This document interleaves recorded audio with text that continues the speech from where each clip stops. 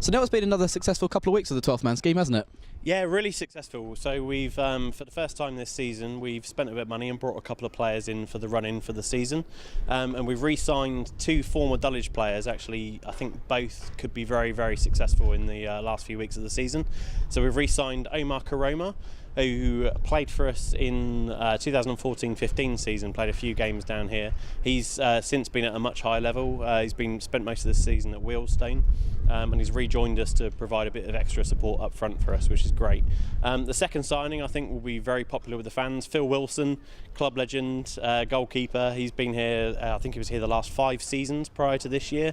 Left and had a few games at Merstham this year, but has come back and I think provides us really valuable cover for the rest of the year. For the fans that aren't aware of what the 12th man scheme do, just outline what it is that you guys get up to.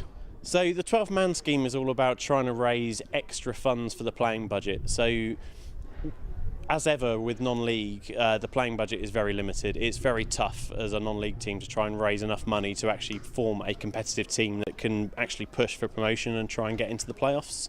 The 12th man scheme was set up actually back in 2012 as a way of trying to get some extra funds to try and help the team push on. It's been amazingly successful, and we've had fans donating from all corners really, and from cash in the bucket on match day through to standing orders to the account, through to people taking part in various competitions and events and games, and we've raised enough money really to bring a number of extra players over the years into the squad.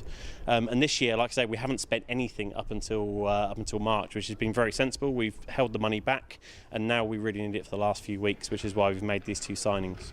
You've alluded to the fact that both players have played for Dulwich before, but in the case of Phil, and you say he's a legend, how special is it to be able to help bring him back to the club? Oh, it's brilliant. I mean, I think everyone was... all the fans were very attached to Phil Wilson. He's been such a part of the team over such an important part in Dulwich Hamlet's history. He was there when we won the league in 2012-13. He was there on the pitch against Burgess Hill on that momentous day when we came up to the Ryman Prem. And then he played several seasons and a massive role in everything the club has achieved. So it's really great to be able to bring him back. I think we were sad to see him go. We knew why he went, because it was one of those things where it was just the time had come for him to move on and go somewhere different.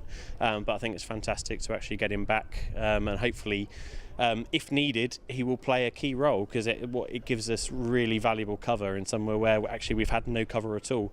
We've been relying on Preston all season. It's great to have Phil as there if we need him, and I think we can always rely on him if we need him. And again, it just highlights the importance of the 12th man scheme within the club. Yeah, absolutely, because it was very clear that actually the playing budget's fixed, it's being used, and actually we couldn't bring in these extra players unless we had actual fan contributions to the 12th man.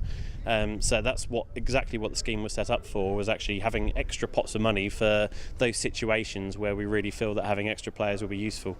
And now is definitely one of them, given the number of games that we've got coming up at the end of the season.